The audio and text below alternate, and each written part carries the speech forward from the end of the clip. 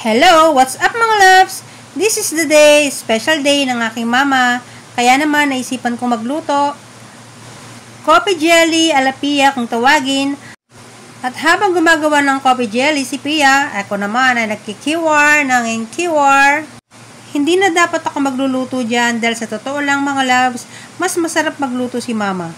Kasi sabi ng aking white my love so sweet, lutuan ko naman daw kahit papano. Kaya hayan, luto naman ng person.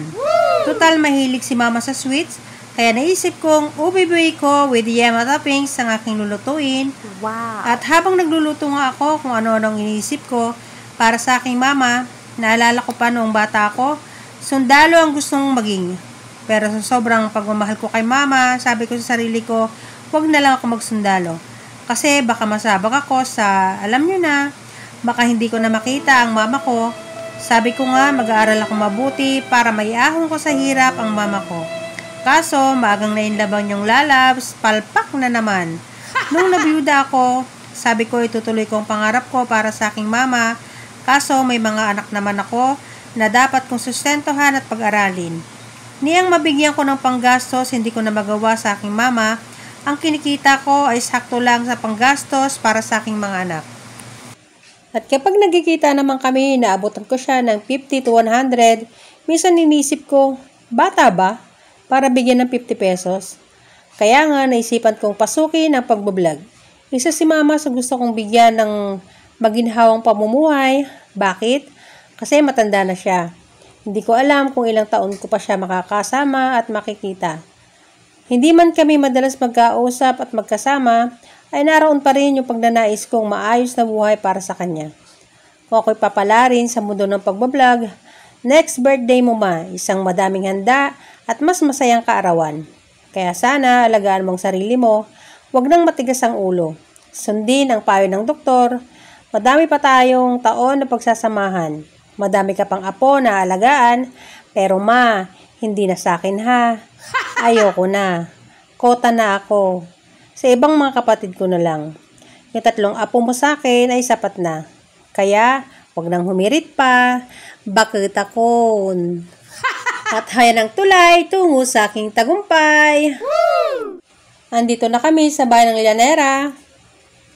And finally, andito na kami sa bahay ni Papa Kong kung saan nakatira si Mama. Happy birthday to you. Happy birthday to you. Hindi ka nakatutok ako. Tapos hindi pa na niya na-play nyo. Okay yan. Papanda, ito. Kami pa lang bisita ni Mama. At syempre, yan ang aking panganay. Masyadong mahiyain sa camera.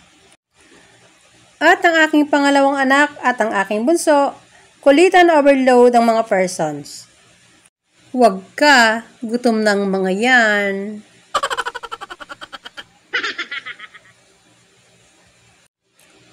At ito ang handa ni Mama. Sabi nga niya masaya na daw. Pero alam ko ma, deep inside, hindi pa ito ang gusto mo. Kulang na kulang eka nga. Yung handa mo na yan ma, next birthday mo, mas dadamihan ko na. Hindi masamang mangarap para sa kabutihan ng magulang. Hindi ako mapapagod na humingi kay Lord. Pero syempre, sasabayan ko yan ng sipag. Naniniwala akong basta malinis ang hangarin, ipagkakaloob ni Lord ang bawat hiling. At ang hilig ng pamilya, ang kantahan. Yan ang apo mong mas sinasabing anak mo. Mas malaki pa sa'yo. At ang pinagmanahan ng lahat, yan po ang aking mama. Diyan ko talaga nakuha ang boses na meron ako. Happy birthday ma! At ipinagsisigawan ko sa mundo kung gaano ko ikaw kamahal. Malakas ka pa ma. Marami pa tayong pupuntahan. At syempre, hindi naman ako papahuli. Kumanta rin ang iyong person. At yun lang. Salamat!